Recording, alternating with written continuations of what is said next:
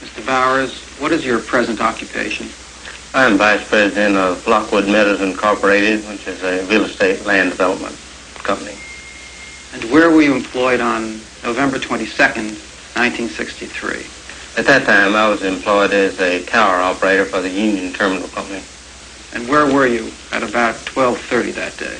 I was at the south end of the terminal of the tower building, rather looking down toward the terminal and observing the motorcade as was everyone else in the area. Could you tell us what you heard and what you saw from about 12 noon until the time that the shots were fired? Well, for some time that morning, since perhaps 10 o'clock in the morning, we had the area pretty well sealed off, and the policemen had been stationed on the Triple Underpass as well as other strategic corners in the area, so that there was very little traffic moving into this area at this time. This is a dead-end area which is used primarily for parking. After 11 or 11:30, there was practically no movement in the area whatsoever. However, about 12:10, give or take 5 minutes, there was a car which entered the area and probed around for some time. This car was a 59 Oldsmobile station wagon with a out-of-state license. It was muddy as if it had just come in off of the road from some area where it was a red sandy area.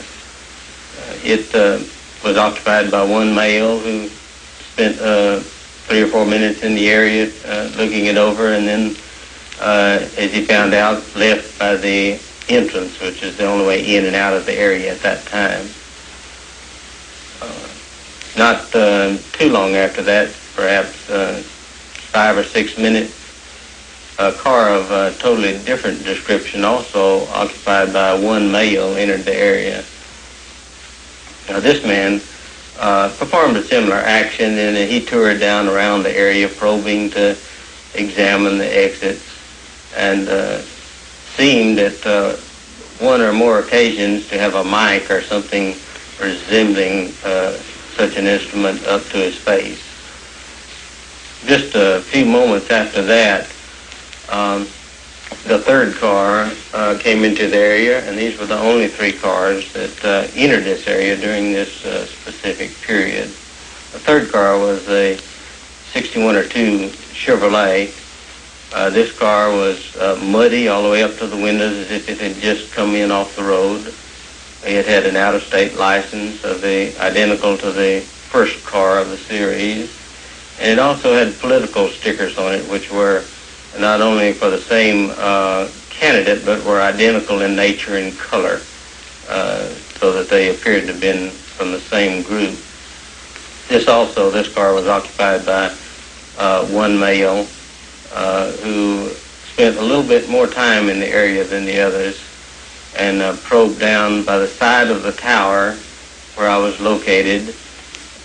I could not state that these cars left the area entirely, because after they got back onto the extension of Elm Street in front of the school depository building, they were lost to my vision, so that they could have remained very close by.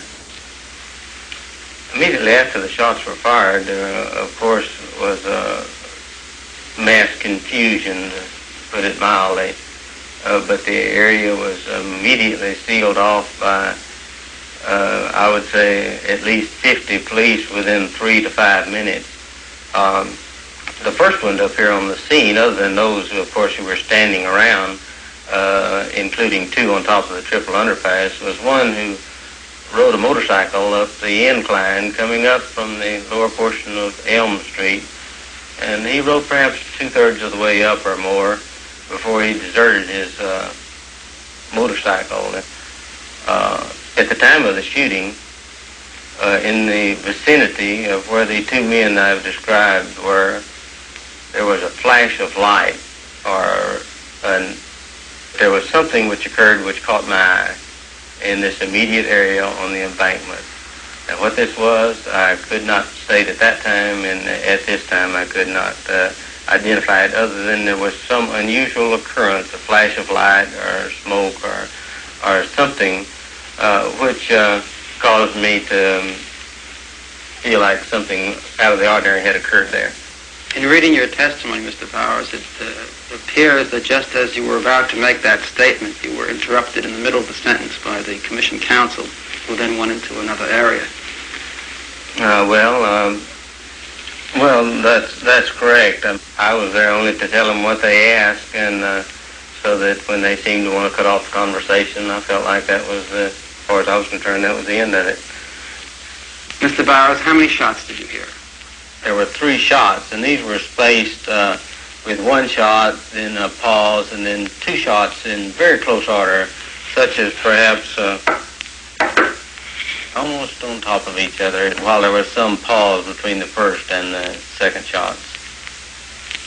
Did you tell that to the Dallas police?